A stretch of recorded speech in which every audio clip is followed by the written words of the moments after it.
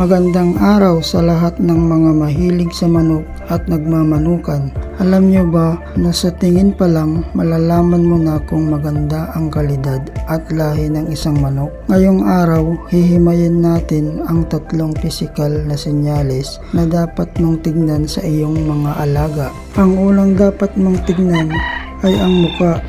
Ang malusog na manok ay may talas, malinaw at mapulang mata. Ito ay sinyalis na alerto siya sa kanyang paligid. Mas maganda rin kung ang tuka ay maikli, makapal at lapat na lapat. Ang ganitong tuka ay palatandaan ng matibay na pangangatawan at magandang kalusugan habang sila ay lumalaki. Pangalawa, tingnan ang tindig.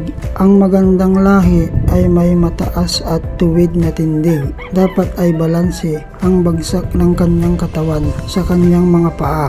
Kapag binuhat mo ang manok, dapat ay siksik ang katawan nito at malapad ang pitso. Ibig sabihin nito, maayos ang pagkabuo ng kanyang mga kalamnan at may magandang postura.